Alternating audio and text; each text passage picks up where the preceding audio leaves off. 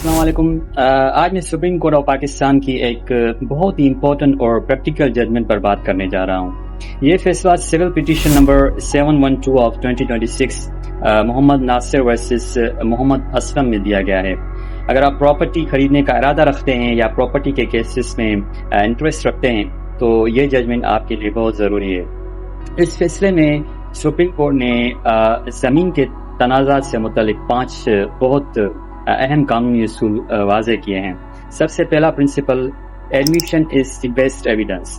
Court نے کہا کہ اگر کوئی سیلر یا کوئی پارٹی عدالت میں اپنے ریٹن اسٹیٹمنٹ میں ایک دفعہ یہ تسلیم کر لے کہ ایگریمنٹ ہوا تھا تو بعد میں وہ اپنا بیان بدل کر کوئی نئی کہانی نہیں سنا سکتا. یعنی جو بات آپ نے خود عدالت کے ریکارڈ پر مان لی اس کے بعد مقررہ قانونی آسان نہیں ہوتا. دوسرا پرنسپل ہے جوڈیشل اسٹیپل. سپریم کورٹ نے آبزرو کیا کہ کوئی بھی پارٹی اپنا لیگل اسٹینس بار بار تبدیل نہیں کر سکتی. عدالت کا نظام اس بات کی اجازت نہیں دیتا کہ جب جس بات میں فائدہ نظر آئے اس کے مطابق اپنا موقف بدل لیا جائے. تیسرا اور بہت امپورٹنٹ پرنسپل ہے ایکسپینڈنس. اگر کسی زمین پر پہلے سے کورٹ میں کیس چل رہا ہو اور اس دوران کوئی تیسرا شخص وہ زمین خرید لے تو اس خریدار پر بھی عدالت کا فائنل فیصلہ لاگو ہوگا. یعنی صرف یہ کہہ دینا کہ میں نے تو بعد میں خریدی تھی آپ کو قانونی ذمہ داری سے نہیں بچا سکتا. چوتھا پرنسپل ہے بونافائڈ پرچیزر. کورٹ نے واضح کر دیا کہ جو شخص ایسی پراپرٹی خریدتا ہے جس کے بارے میں کورٹ میں پہلے سے لیٹیگیشن چل رہی ہو اس سے قانون کی نظر میں بونافائڈ پرچیزر یعنی نیک نیت خریدار کا درجہ حاصل نہیں ہوتا. اس لیے ایسے خریدار کو وہ قانون تحفظ بھی حاصل نہیں ہوتا جو ایک اصل نیک نیت پرچیزر کو ملتا ہے.